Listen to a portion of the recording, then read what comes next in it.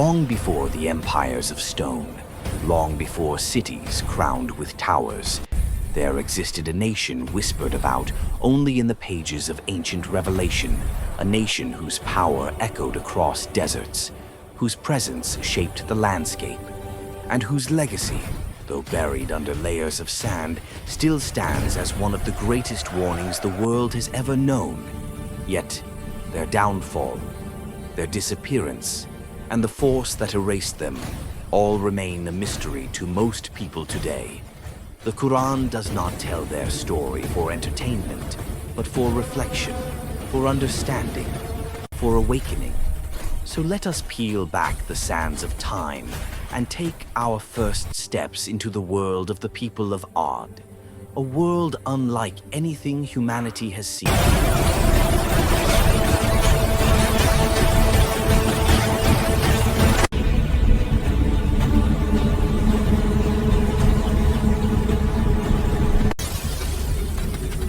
The Qur'an places the people of Aad in a vast region called Al-Aqaf, a landscape of long, winding sand dunes stretching between what is now Yemen and Oman.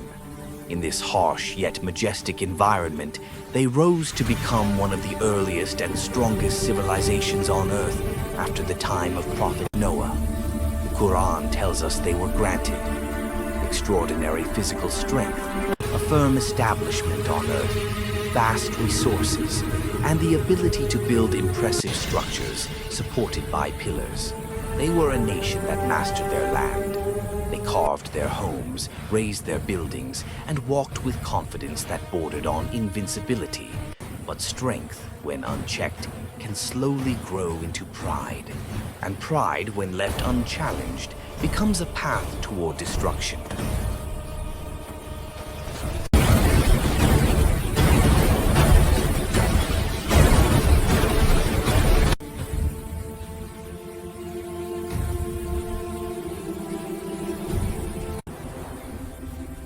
The Qur'an paints a picture of Aad living among gardens, springs, and fields.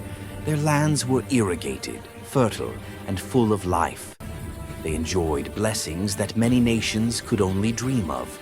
But prosperity is a test, and sadly, they failed it. The meanings conveyed by the Qur'an show us how they thought. They believed their strength was unmatchable. They felt secure in their power. They began to question the very idea that anyone, any force, any power could ever overcome them. This arrogance seeped into their culture, their behavior, and even their beliefs. They abandoned gratitude, dismissed humility, and turned away from the one who gave them everything. Whenever a society reaches this point, something must happen. A voice must rise, and that voice was on its way.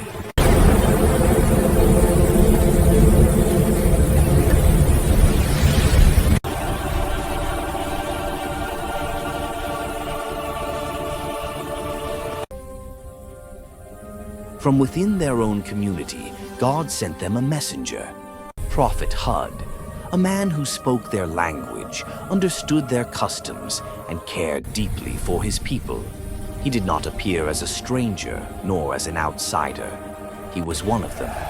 Hud's message was simple, sincere, and compassionate.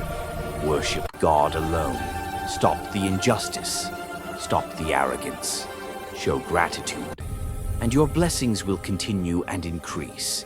He reminded them that their strength was a gift, not a guarantee, a responsibility, not a shield. But their response? The Qur'an tells us they denied him. They mocked him. They accused him of being foolish, misguided, or touched by madness.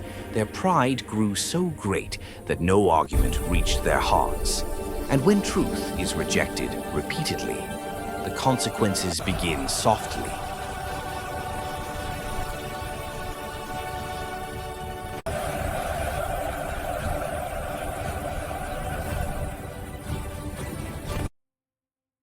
Although the Qur'an does not describe every detail of the early punishment, it does indicate that drought struck the people. The rain, once abundant, ceased. Imagine a land so green slowly turning brown, then yellow, then gray. Springs began to dry, crops weakened. The comfort they once took for granted started to fade. This was a warning, a gentle reminder from the one who gave them everything. But instead of turning back, they grew more stubborn, more arrogant, more confident in their supposed invincibility. And so the warnings intensified.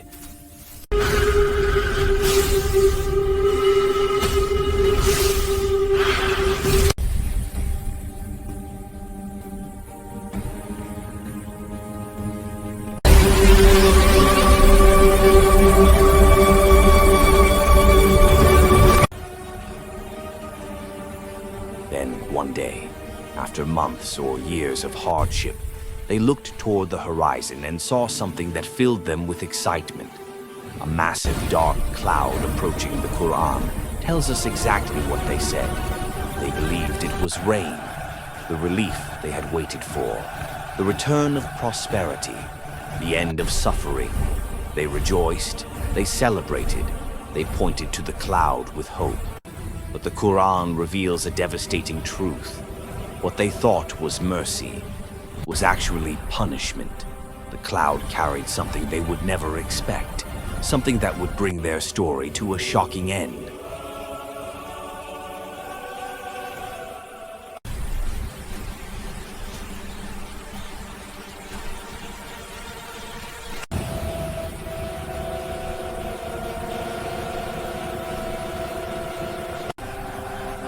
From within that dark cloud came a furious wind, a wind sent by God, relentless, powerful, and beyond human resistance. The Qur'an describes it as roaring, furious, freezing, and utterly destructive.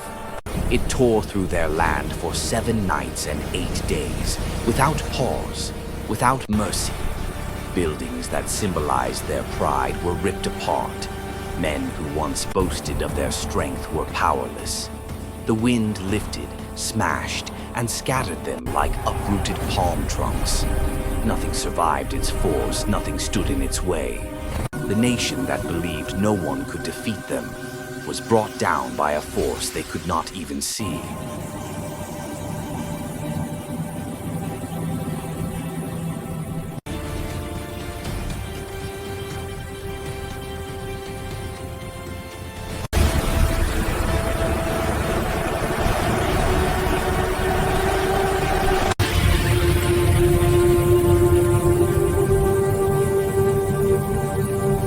Then, abruptly, the wind stopped.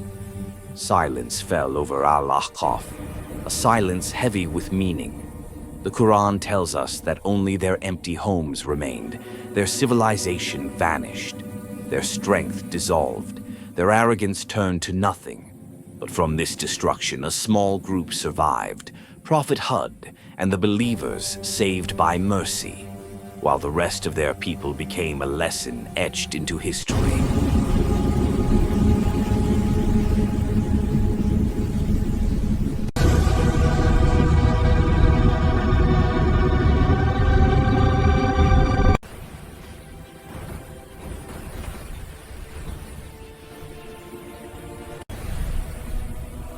The story of the people of Aad is not simply an ancient tragedy. It is a universal warning, a message for every generation. It teaches us that power without humility is dangerous. Blessings without gratitude become trials. Arrogance blinds even the strongest nations. Ignoring truth leads to consequences. And divine warnings always carry wisdom. Every nation, every society, every individual must choose which path they walk. The path of Hud, faith, humility, gratitude, or the path of Aad, pride, denial, destruction. The answer is not found in the past, but in how we live today.